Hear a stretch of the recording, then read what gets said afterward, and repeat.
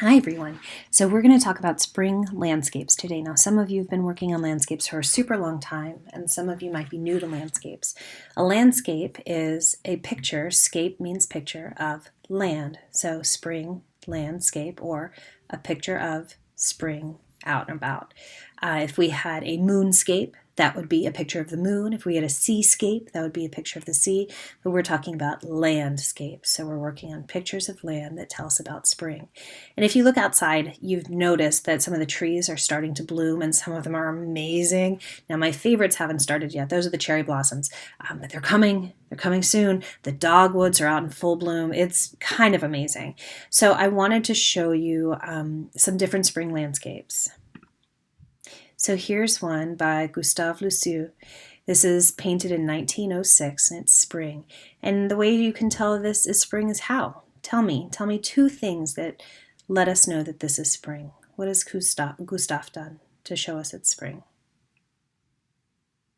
I hope that you said the trees are starting to bloom and you can see some flowers happening on the ground. I really like Gustave's technique of making a texturized background, so it feels like you could just put your hand into the sky and just paint on with icing almost. It's just so full of texture. And I like how he has some things in the front and some things towards the back, so you can start to see depth. Depth is where it looks like your painting isn't just flat. You can actually walk back into it. So some things are in the front and some things are in the back. And this is one by, and I'll try his name, or I'll try the person's name, but I don't know exactly, Janos Matis Troich. I think I messed that up. This is called Early Spring, and this was painted in 1917. And this is a little different from Gustave's. This one is a little more impressionistic, like he went outside and saw it in real life, and he's like, I have to paint it right now. This one's a little more abstract. It's not exactly what you see outside, but you can feel spring. How? How has Janos showed us to feel spring here? Maybe if you talk about the colors that you're seeing, so the purples and the reds and the oranges, well, they're not really reds, the lavenders and the bright greens, because that first spring of uh, fresh green grass is just pretty strong in spring. Here's another one. This is a current contemporary artist named Nikki Gully. This is called Visions of Wildflowers. This was painted just a few years ago. And it's a Texas scene. And for those of you who know I'm from Texas, these are the bluebonnets that are going on. And they're just the most beautiful thing. And they're blooming right now. So look up some pictures of Texas bluebonnets and you'll see. But one thing I love that Nikki does is shows depth as well and shows repetition. So having something again and again and again and again and again and again and again is repetition. Showing again and again all of the different bluebonnets and then some more of the Indian paintbrushes coming behind. And the fact that Nikki has this in the front and this in the back, and these are bigger and these are smaller, that's also showing perspective or depth. This, I think, is just gorgeous. This is by an artist named Aaron Hansen, and it feels so strong. Those colors are just bursting off the paper. And when I walk down the streets and I'm seeing all those trees in full bloom and the petals are just coming down and raining down, this is what I think of when I think of spring. So we have all these bright colors popping out and all these flowers popping out. And I love the thickness of Aaron's paintbrushes or paint strokes, or maybe it's oil pastel, I'm not exactly sure. But look how thick that is. That's such great texture.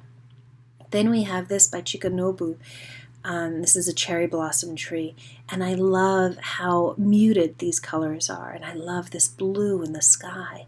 And so part of having a landscape is having a sky and having land, and then having whatever else you're going to have. So we know this is about spring because we have this spring cherry blossom tree, and cherry blossoms bloom in the spring. And then there's a painter named David Hockney. He's been painting for a while. This is from 2011, and he started painting on his iPad most recently, still doing some oils as well. But I'm really interested in this and realizing that you could be working on your iPad or your computer to make your art. You don't have to use crayons or markers or color pencils or whatever. You can use what you have in front of you. So if you have a computer that you can draw on, or if you have an iPad that you can use a drawing program on, go for it. Use that. But what I love about David Hockney is his colors. and how he puts the greens next to the purples, and we have just these, and then it goes into black versus the lighter green, and the texture that he creates by drawing like this. And then look at this layering and layering, and it has that perspective of going backwards. So what's up close is bigger, what's further away is smaller.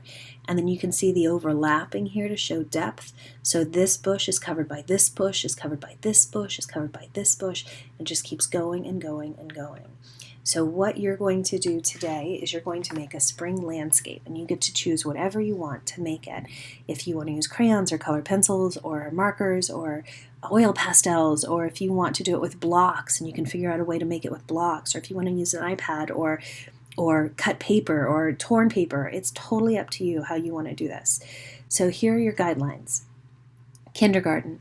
You must make sure you include the sky, the ground, and something that reminds us of spring. Now, pre-first, you have to do everything that kindergarten did, so using sky, ground, and something that reminds us of spring, but you also have to include texture. Texture is how something feels. Then first grade, you also have to do not just what kindergarten and pre-first did, but you'll also need to show balance. We were talking about asymmetrical and symmetrical balance before we left school. We were looking at those raindrop pictures. So thinking about what asymmetrical or symmetrical balance you're going to show. Then second grade, you have to do all of what kindergarten, pre-first, and first did, but you also have to show depth with overlapping, so something in front of something else. Third grade, you have to do everything second grade did, everything first grade did, everything pre-first did, and everything kindergarten did, but you also have to show size perspective, where if something is big, it looks close up, and if something is small, it looks far away. Fourth grade, you have to do all of what third grade did, all of what second grade did, all of what first grade did, all of what pre-first did, all of what kindergarten did, but you also have to show repetition, so something that happens over and over and over and over. Hi everybody, we're going to start working on spring landscapes today. So what I have in front of me is a larger piece of paper. You don't have to use a larger piece of paper. And in fact, you can even use an old piece of paper like old letterhead or something that your parents got in the mail or whatever. Flip it over to the blank side, or if you want to challenge yourself, don't flip it over and try to incorporate what's on the front into your picture. I'm going to use a larger piece of paper so you can see it, as well as a permanent marker so you can see what I'm doing. However, you're welcome to use pencils, color pencils, you're welcome to use markers, you're welcome to use crayons, you can use watercolors, you can do everything in just regular pencil or pen. It's totally up to you. This is your choice. But what you have to do is make a spring landscape. So you've watched the video of what a spring landscape would be and some different examples of a spring landscape. So now I'm going to start to sketch my landscape out. I'm going to remind myself what my guidelines are. So I'm going to check back to my computer. But I also like to have a picture for reference. And so let me show you what my picture is. So this is the picture I'm going to be using for reference. I found it online. I think it's going to work out well. Do you have to use a picture for reference? Nope. You do what you want. Go outside, draw a picture from outside. That would be awesome.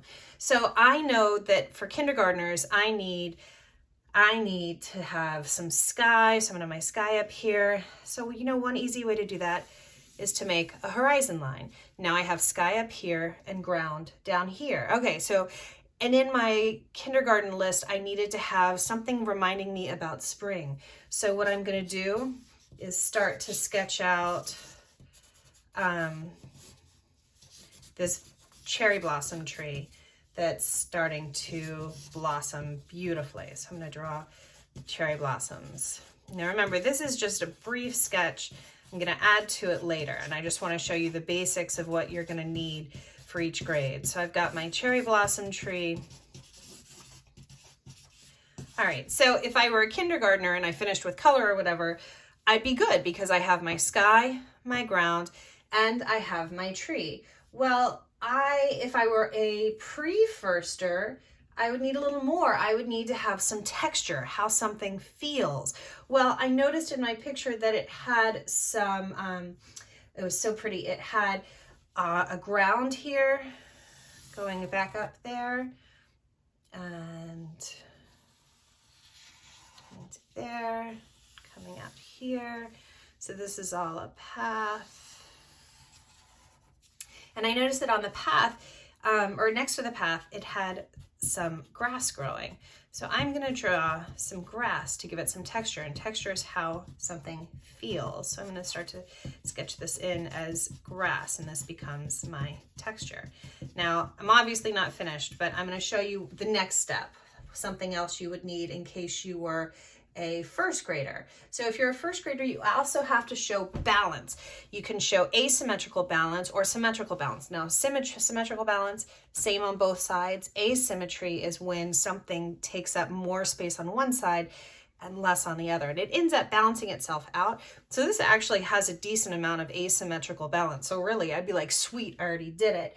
Okay, so first grade is good. Now second, I need to show depth with overlapping. So I need to show that something's in front of something else. So if I put things next to each other, it looks like the picture is flat. So what I want to do is put something on top of something else to show some depth. So I am going to, let's see, what could I do to show depth in this picture? I am going to, I'm going to add another tree back here. And instead of it going on top of this tree, I'm just going to have it coming back here.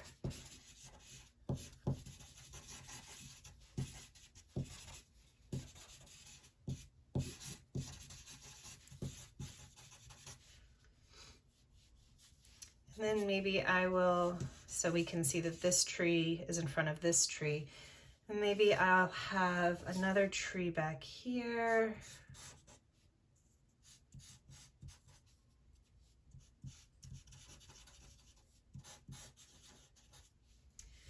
Maybe another tree up here. And what I'm doing right now is actually introducing that concept of size perspective. So in art, if you want to show when something looks like it's closer or further away, so usually if something is closer in a picture, it looks bigger. And when it's smaller, it looks farther away. You can also use this as an example where down here, it's close to me, so it looks really big. Over here, it's further away, so it looks a lot smaller. Now, really, I should probably go more like that. More like that. But we'll see what happens. And then I know I need, for fourth grade, I need repetition. Oh my gosh, I've already got repetition happening here. Something after another, after another, after another, after another, after another, after another, after another. So I have 1 tree, 2 trees, 3 trees, 4 trees, and it just keeps going. So in summary, we have kindergarten, sky, ground, something that reminds you of spring. In pre-first, you need to add some texture. So I've got some texture happening in the grass, and I'll add some more texture later. First grade, I need to show balance, either asymmetrical balance or symmetrical balance. Remember, if you split it in half and it's the same on both sides, it's symmetrical. If you split it in half and it's not, it's asymmetrical. So this one is asymmetrical balance. Then I need to show, for second grade, I need to show depth, and I do that by showing overlapping. So I have this tree behind this one and this one and this one. And then for third grade, that size perspective, when something is closer up, it looks bigger. When something's further away, it looks smaller. So I've got that happening here, and I've got it happening here with my path. And then I need to have repetition for fourth grade. So something happening over and over and over and over. So this is my basic idea. Now I have a whole lot of work to do to make it better. But if you did just this, you'd be getting your basic stuff done. But please don't just do the basics. Please add something. Please add watercolor or color pencil or crayon or all of them. It's up to you. So now I'm just going to go ahead and keep working for a while.